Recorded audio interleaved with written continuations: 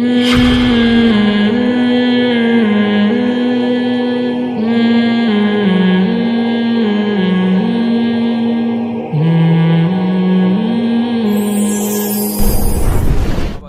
بیٹھی ہوئی تھی، فرمایا بایعونی علی اللہ تشرکوا باللہ شیئا، مجھ سے بیعت کرو اس بات پر کہ تم اللہ کے ساتھ کسی کو شریک نہیں کرو گے، ولا تسرقوا، کوئی چوری نہیں کرو گے، ولا تزنوا، زنا مت کرو گے، ولا تقتلوا اولادکم، اپنے بچوں کو قتل نہیں کرو گے، جیسے کہ عرب لوگ غربت میں اپنے بچوں کو قتل کر دیا کرتے تھے کہ ان کو کھلائیں گے کہاں سے، پلائیں گے کہاں سے، اپنے ہی کھان دے روٹی نہیں ہے تو یہ بھی آ گیا مارکیٹ میں، اب اس کو کہاں سے کھلائیں بھائی، مارکیٹ میں پہلے ہی راشن کیا چل رہا ہے، شارٹ چل رہا ہے، اب یہ بھی کہاں سے۔ اب قرآن نے کیا کہا، اپنے بچوں کو قتل نہ کرو غربت کے خوف سے، ہم تمہیں بھی کھلائیں گے ان کو بھی۔ اب سوال پیدا ہوتا اگر کھلا رہے ہوتے تو ان کو یہ خیال کیوں آتا، سوال پیدا ہوتا ہے نا کہ اللہ اگر کھلا رہا ہوتا تو بات اصل میں یہ ہے کہ اللہ کا کھلانے کا مطلب یہ ہے کہ تمہاری بیسک ضرورتیں پوری کرے گا۔ اگر بیسک ضرورتیں تمہاری پوری نہ ہو رہی ہوتی تو تم اتنے بڑے ہو کے جوان ہو کے شادی کر کے بچہ پیدا کرنے کے قابل ہوتے؟ تو جس رب نے تمہیں یہاں تک پہنچایا تمہارے بچوں کو بھی پہنچا دے گا۔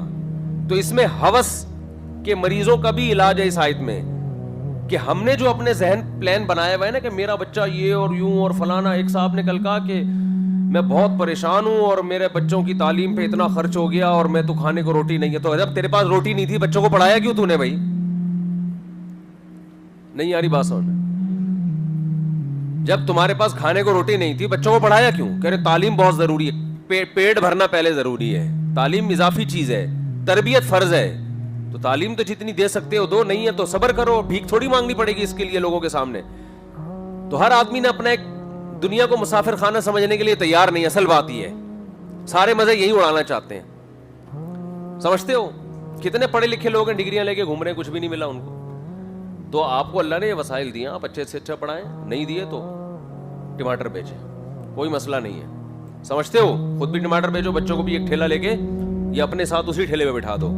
جب تک یہ کھوپڑی میں دماغ میں یہ چیز بیٹھے گی نہیں تو اللہ پہ توکل اعتماد کا نہ مطلب سمجھ میں آئے گا اور نہ شریعت میں جو رزق کے وعدے ہیں وہ وعدوں کا مطلب سمجھ میں آئے گا۔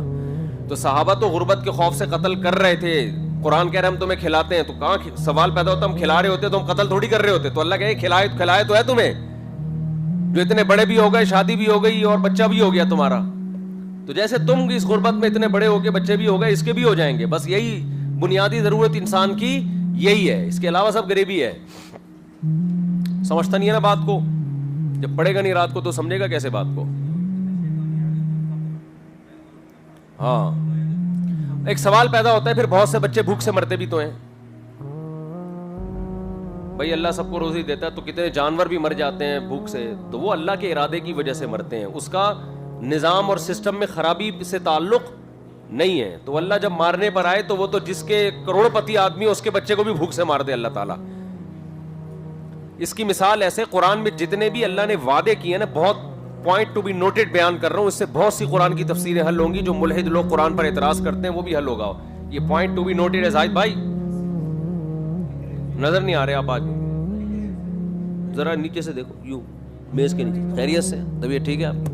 سب سیٹ ہے نا، کوئی مسئلہ تو نہیں؟ دیکھو قرآن میں جہاں بھی آتا ہے نا اللہ کے ذمے رزق دینا، وما من دابۃ الا علی اللہ رزقها، ہر جانور ہر مخلوق کی رزق کی ذمہ داری اللہ نے لی ہے۔ تو سوال پیدا ہوتا ہے بہت سے لوگ بھوک سے مرے، عراق میں نہیں مرے، بچے بھوک سے مر گئے بیچارے، اور جنگلوں میں بھی بعض جانور مر جاتے ہیں بھوک سے، رزق نہیں، خوراک نہیں ملتی۔ تو یہ اور اس طرح کی جتنی بھی آیتیں ان کا مفہوم سمجھنے کے لیے ایک اصول سمجھو، یہ تمام کے تمام یہ آیتیں اس پر ہیں کہ اللہ یہ کہ اللہ کسی مصلحت سے ان کو مارنا چاہے۔ بعض دفعہ اللہ کسی کو موت دینے کے طریقوں میں ایک طریقہ بھوک بھی ہے۔ اس کی مثال ایسے جیسے قرآن میں آتا ہے یکونوا فقراء یغنیہم اللہ من فضلہ، نکاح کرو اگر فقیر ہوگے اللہ غنی کر دے گا۔ ہم تو کیا دیکھتے ہیں بہت سے لوگ نکاح کر کے غریب ہو گئے پہلے سے بھی زیادہ، پہلے تو کچھ گزارا اور تھا، بیوی کے آنے کے بعد۔ تو مفسرین نے اس اشکال کا جواب دیا ہے کہ یغنیہم اللہ من فضلہ ان شاء، اللہ اپنے فضل سے غنی کرے گا اگر چاہے گا۔ اب سوال پیدا ہوتا ہے وہ تو ویسے بھی چاہے تو نکاح کے بغیر بھی غنی کر سکتا ہے، تو پھر یہ چاہت کی قید لگانے سے فائدہ کیا ہوا؟ بھائی آپ کسی کو امید دلا رہے ہو یار میرے گھر آؤ، آپ کہتے ہیں کھانا کھا کے آؤں گا، آپ کہتے ہو نہیں کھانے وانے کی ٹینشن نہ لو وہ میرے ذمہ ہے، آپ کہتے ہو چلو میں بے فکر ہو کے آ رہا ہوں, پھر مجھے کھلاؤ گے آپ؟ ہاں کھلاؤں گا اگر میں چاہوں گا, ہاں کھلا دوں گا اگر میں چاہوں گا. آپ بولو گے یار اگر نہیں چاہا تو پھر میرا تو بیڑا غرق ہو جائے گا, تو پکا وعدہ کرو یا مجھے لٹکا کیوں رکھا ہوا ہے. سوال یہ پیدا ہوتا ہے, آیت کے اشکال ہی سمجھ میں نہیں آ رہا تو جواب کیا خاک سمجھ میں آئے گا. تو اللہ کہہ رہے نکاح کرو, غربت سے ڈرو مت. اگر فقیر ہوگے اللہ کیا کر دے گا؟ غنی. تو تمام مفسرین کہتے ہیں اس کا مطلب ہے اگر چاہے گا تو کیا کر دے گا؟ غنی کر دے گا. تو سوال پیدا ہوتا ہے وہ تو ویسے بھی چاہے تو بغیر نکاح کے بھی غنی کر دے, تو وعدہ تو چاہت کے ساتھ تھوڑی معلق ہوتا ہے. وعدے کا مطلب میں کروں گا یہ. اس کا جواب یہ ہے کہ یہ جو اللہ نے فرمایا نا نکاح کرو, اللہ چاہے گا تو غنی کر دے گا, یعنی اللہ تمہیں غنی کر دے گا, یعنی چاہت کا لفظ تو نہیں لیکن یہ معلق ہے مشیت کے ساتھ. اس کا مفہوم یہ ہے کہ نکاح نہ کرنا اس کا دولت یا غریبی سے کوئی تعلق بولو نہیں ہے. یعنی اگر تم سمجھ رہے ہو نکاح کے بغیر تم مالدار رہو گے یا یہ کچھ پیسے تم جمع کر لو گے اور نکاح کرنے سے پیسے کیا ہو جائیں گے؟ ختم ہو جائیں گے, ایسا نہیں ہے. مال کا آنا یا جانا اس کا نکاح سے تعلق نہیں ہے, اس کا اللہ کی مشیت سے تعلق ہے. وہ چاہے تو نکاح کے بغیر بھی غریب کر سکتا ہے, نکاح کے بعد بھی, اور چاہے تو نکاح سے پہلے بھی مالدار کر سکتا ہے, نکاح کے بعد بھی. تو یہ اللہ کی مرضی. اس میں یہ سوچنا کہ نکاح کا براہ راست کوئی دخل ہے, یہ تمہاری سوچ کیا ہے؟ غلط ہے. اس لیے اللہ حکم دے رہا کر لو, اور توکل کس پہ کرو؟ اللہ پہ. پھر وہ چاہے گا تو غنی کر دے گا, نہیں کیا غنی تو سمجھ لو کہ ویسے بھی غنی نہیں ہونا تھا میں نے. سمجھ رہے ہو نا, ویسے بھی میری قسمت میں پیسہ نہیں لکھا ہوا تھا. بات آ رہی ہے سمجھ میں؟ یہ جتنی بھی اس طرح کی آیتیں ان کا یہ مطلب ہوتا ہے کہ یہ جو لبرل لوگ تمہیں روک رہے ہیں نا کہ اسباب, یعنی اس معاملے میں اسباب کو مت دیکھو. اسباب تو یہ کہتے ہیں کہ جب ایک کا خرچہ ڈبل ہوتا ہے تو جیب بھاری ہو جاتی ہے, ہلکی ہو جاتی ہے اور مسائل بڑھتے ہیں. تو اللہ کہہ رہے ہیں مسائل بڑھنے یا نہ بڑھنے کا اسباب کی دنیا میں جو تمہیں نظر آتا ہے نا کہ نکاح کرنے یا نہ کرنے سے تعلق ہے, یہ نظر غلط آ رہا ہے تمہیں, بلکہ اس کا تعلق کس سے ہے؟ اللہ کی. کیونکہ نکاح اللہ کا حکم ہے, تو یہاں اسباب کو نہیں دیکھنا, یہاں کس کو دیکھنا ہے؟ اللہ کے حکم کو. لہذا پھر وہ چاہے گا غنی کر دے گا, چاہے گا تو اس کی مرضی ہے. تو اس میں اس حوالے سے نکاح کی ترغیب ہے کہ وہ ویسے بھی کر سکتا ہے. پھر علامہ آلوسی نے اس کے تحت لکھا ہے کہ مشاہدہ یہ ہے کہ اکثر اللہ نکاح کے بعد غنا دیتا ہے, کیونکہ اس میں اللہ نے امید بہرحال دلائی ہے, اگرچہ 100% نہیں ہے لیکن مشاہدہ یہ ہے. تو اصل میں اس میں ان احمقوں پر رد ہے جو یہ کہتے ہیں کہ ہم جو کم آمدن کی وجہ سے نکاح نہیں کر رہے ہوتے, ان کو بتایا جا رہا ہے کہ یہ تو اللہ ویسے بھی تم سے چھین سکتا ہے نا. تو توکل وہاں کیا جائے گا جہاں اللہ حکم دے گا. تو یہاں اللہ حکم دے رہا ہے کس پر؟ توکل کرنے کا. تو اس میں نکاح کرنے والے کو کہا جا رہا ہے یہ ٹینشن مت لو کہ خرچے پورے ہوں گے نہیں ہوں گے, وہ اللہ کی مشیت پر ہے. تو اسی طرح یہاں بھی یہی ہے کہ اللہ نے جو رزق کا وعدہ کیا کہ ہر مخلوق کی روزی کس کے ذمے ہے؟ اللہ کے ذمے ہے. تو اس میں اللہ نے بتا دیا کہ ہمارے سسٹم میں خرابی نہیں ہے, نظام میں خرابی نہیں ہے, مخلوق کو پیدا ہونے دو, رزق دینے والا کون ہے؟ اللہ ہے. باقی اللہ اگر چاہے رزق چھیننا تو وہ تو مالدار سے بھی چھین سکتا ہے. یعنی جیسے فیملی پلاننگ والے اور لبرل لوگ کہتے ہیں نا بچے زیادہ پیدا ہونے سے غربت بڑھتی ہے, جیسے نکاح کرنے سے غربت بڑھے گی مرد کی, ایسے ہی یہ نظریہ بھی ہے کہ بچے زیادہ پیدا ہونے سے بڑھے گی. تو اس کا قرآن جواب دے رہا ہے کہ یہ مخلوق اللہ کی ہے, یہ رزق میرے ذمے ہے, یہ تمہارے پیدا کرنے یا کنٹرول کرنے سے فرق نہیں پڑے گا. باقی ایک الگ بات ہے کہ میں موت کے اسباب میں سے ایک سبب یہ بھی ہے کہ بعض دفعہ کسی کو بھوک سے مار دیتا ہوں, تو وہ تو میں ویسے ہی مار دوں گا. اس کا آبادی زیادہ ہو تو بھی مار دوں گا, آبادی کم ہو تو بھی مار دوں گا. اس کا بچے زیادہ پیدا ہونے سے یا کم ہونے سے, 1 کروڑپتی آدمی کے صرف 2 بچے ہوئے, این ممکن ہے اللہ اس کے بچوں کو بھوک سے مار دے. اور ایک غریب آدمی جس کے پاس کھانے کو روٹی نہیں, 18 بچے مارکیٹ میں لے آیا وہ, اور این ممکن ہے وہ کروڑپتی بن جائے. سمجھ رہے ہیں نا؟ تو اگر کسی غریب کے بچے غربت سے مر رہے ہیں تو یہ بچوں پہ نہ ڈالے کہ یہ زیادہ پیدا ہو گئے تھے اس لیے مر رہے ہیں. تو اللہ کہہ رہے ہیں یہ اس کا اس سے تعلق نہیں ہے, کیونکہ رزق کس کے ذمے ہے؟ اللہ کے ذمے. تو جب مخلوق پیدا ہوگی چاہے 18ویں 19ویں 20ویں تو پیدا اللہ کے حکم سے ہوئی ہے نا, اور اللہ کی مخلوق ہے. تو جیسے 18واں بچہ بھی آپ کا پیدا ہوگا تو باپ کے ذمے باپ ذمہ داری اٹھاتا ہے کہ نہیں اٹھاتا؟ یہ تو نہیں کہتا 17 ہو گئے تو اب 18واں ہو گیا جاؤ میں نہیں اب اس کو نہیں میں کھلاؤں گا. تو جیسے 18واں پیدا ہوگا تو باپ بہرحال ذمہ داری لے گا. تو اسی طرح اللہ کی مخلوق بھی ہے وہ بچہ, تو اللہ کہے گا کہ 1 کروڑواں بھی پیدا ہو جائے تو ذمہ داری کس کی ہے؟ میری ہے. باقی اس قانون سے ہٹ کر اللہ کا ایک قانون ہے کہ بعض دفعہ وہ موت کے اسباب میں ایکسیڈنٹ بھی ہے, موت کے اسباب میں قتل بھی ہے, موت کے اسباب میں ایک سبب بھوک بھی ہے.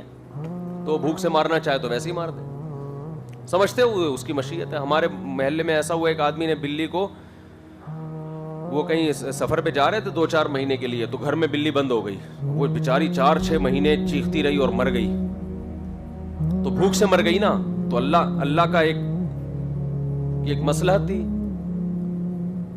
تو وہاں تو کوئی قحط کا سامان نہیں ہے, وہاں تو کوئی یہ نہیں کہ بلیاں اتنی پیدا ہو گئی اب کھانے کو بوٹی, بس یہ تو اللہ کی تقدیر ہے.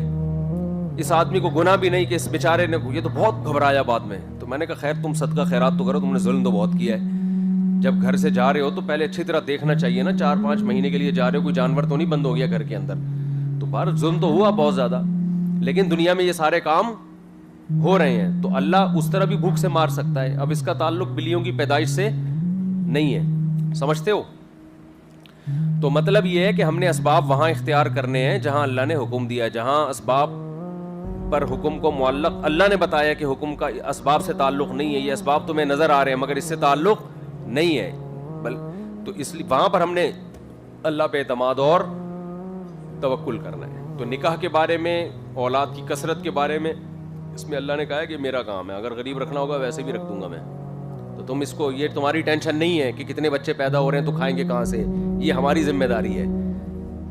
تو مارنا ہوگا اکلوتے کو مار دوں گا, نہیں مارنا ہوگا تو 18 بچے بھی ہوں گے پھر بھی نہیں ماروں گا. اور یہاں بھی علماء نے لکھا ہے کہ مشاہدہ یہ ہے کہ جس غریب کے زیادہ بچے ہوئے اللہ اس کو زیادہ اچھا کھلاتا ہے, جس امیر کے کم بچے ہوئے وہ غربت کا شکار ہو جاتا ہے. یہ مشاہدے پر مبنی ایک حقیقت ہے, سمجھتے ہو؟ اس کو روزی عام طور پہ زیادہ ملتی ہے جو غریب ہو لیکن بچے زیادہ ہوں. اسباب کی دنیا میں آپ دیکھو گے پریشان ہو گئے یہ کھائے گا کہاں سے, لیکن آپ دیکھو غریب آدمی کے بچے پیدا ہوتے ہیں وہ کوئی نہ کہیں سے اس کا انتظام ہوتا چلا جاتا ہے, سمجھتے ہو؟ کیونکہ اللہ نے ذمہ لیا اپنے, تو اللہ انتظام کرے گا. اللہ نے انتظام کیا ہوتا ہے تو تبھی تو بچہ پیدا ہوتا ہی ماں کی چھاتیوں میں دودھ پیدا ہو جاتا ہے. یہ اللہ بتا رہا ہے کہ میں غافل تھوڑی ہوں, تو کتنی بڑی دلیل اللہ نے دے دی ہے, سمجھتے ہو؟ تو جہاں بھی قرآن میں اس طرح کی آیتیں آتی ہیں نا کہ اللہ کے ذمے ہے, تو اس کا مطلب یہ ہوتا ہے ذمے ہے, اگر وہ دے گا, اگر وہ چاہے گا. کسی مسئلے سے اگر وہ چاہے گا کہ نہیں دے تو پھر وہ, جیسے میرے ذمے, میں نے اپنے ذمے لے لیا کسی غریب کے ساتھ مدد کرنا, لیکن کسی مسئلہ سے مجھے ارادہ ہوا کہ نہیں بھائی یہ اس کو سزا دینے کے لیے یا آزمائش میں ڈالنے کے لیے, تو بادشاہ کو یہ اختیار ہوتا ہے کہ وہ نارمل قانون سے ہٹ کے دوسرے کے لیے الگ اصول بنا لیتا ہے.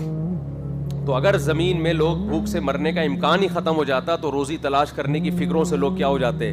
آزاد. یہ سوال پیدا ہوتا ہے نا, اس میں حکمت کیا ہے, بھوک سے مرتے کیوں ہیں لوگ؟ تو بھائی اگر یہ حادثات جن میں بھوک بھی ایک حادثہ ہے, ان سے موتیں ہی ختم ہو جائیں تو لوگ پھر رزق کی فکر, مثال کے طور پر آدم علیہ السلام کے زمانے سے لے کے اب تک ایک آدمی بھوک سے نہ مرا ہوتا, رپورٹ یہ ہوتی, تو کوئی روٹی کی فکر کرتا؟ تو کہتے آج تک تاریخ میں ایسا ہوا نہیں کوئی ایک بندہ بھی بھوک سے مرا ہو, تو پھر کوئی روٹی کی فکر کرتا؟ تو اللہ تو چاہتے ہیں کہ تم ہاتھ پاؤں چلاؤ اور حادثات بھی ہوں تاکہ ان سے بچنے کی فکریں بھی ہوں, سمجھتا ہے؟ اچھا بھائی.